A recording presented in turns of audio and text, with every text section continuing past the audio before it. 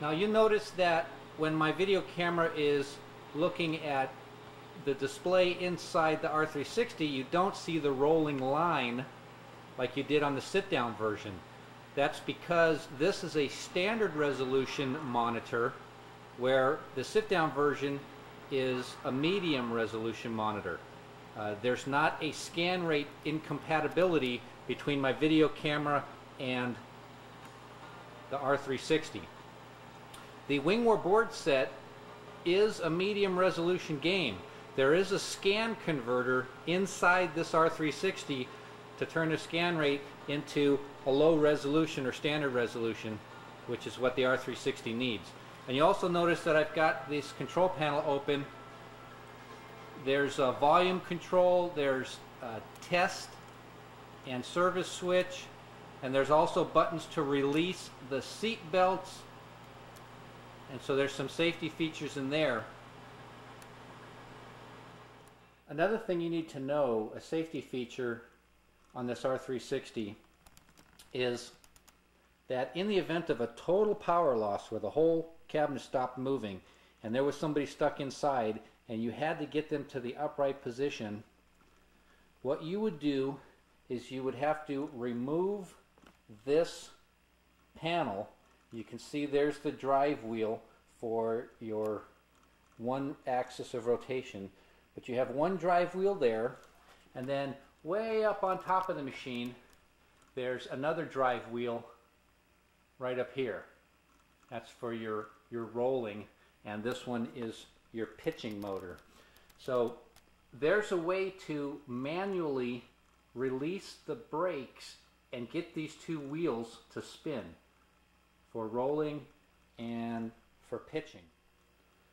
Once you have the plate removed for the pitching motor, which is back there, then you also have a cover panel for the rolling motor, which is right there.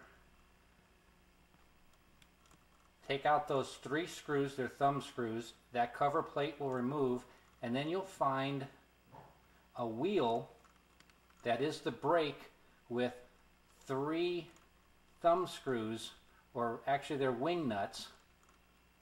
There'll be 3 wing nuts you turn, and they only turn about 2 rotations until they're tight, and that is enough to release the brake mechanism, and then this whole cabinet can be spun by hand. It's very heavy, very hard to spin. You got to put your weight into it, but you can spin this thing all by yourself with no power on the machine at all.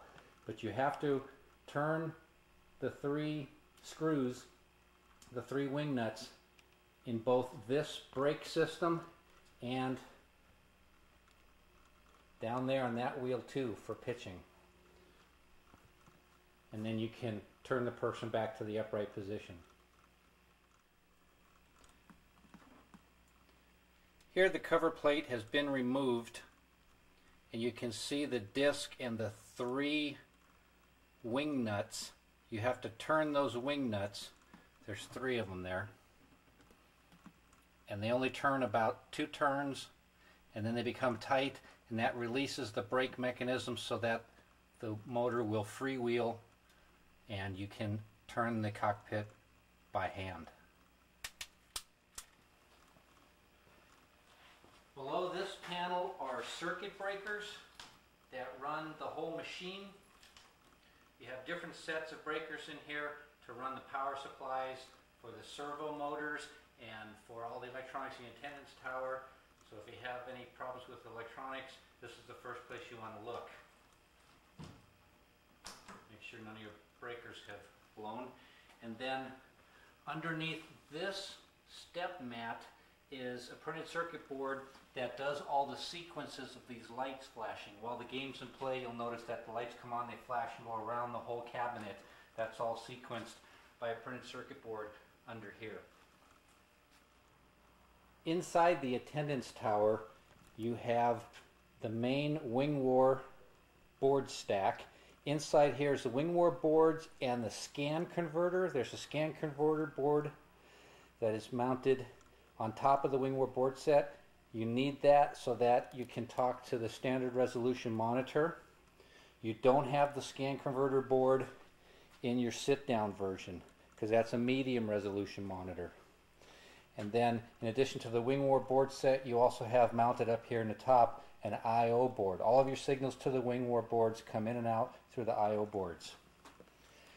For the rest of the attendance tower, a very top shelf, this is your sound card. All of the sounds that are made by the Wing War are on EEPROMs, and then your amplifiers here also. Down in here, there's some power supplies and some video switching boards, because the attendance tower out here can show you what's happening with the Wing War game itself or with the R360 itself. So this monitor switching back and forth is all done by some video switching matrices that are in here. This next board is the video and drive board. This board is responsible for talking to the R360 to make it do all of its movements, and also to talk to the Wing War boards so that it knows where the game is, where the airplane is, and so we can control the motors from there. And then down in the bottom, very bottom, is some more power supplies and some SSR solid state relays that are used to turn on and off lights and things. This plate is mounted on the back of the attendance tower. You can see it's calling for 50 amps, 223 phase. When I put a clamp-on amp meter onto the 3 individual wires, I was measuring around 10 or 12 amps per leg, but I'm sure that I didn't see instantaneous current spikes, and this is probably 50 amp max to be safe.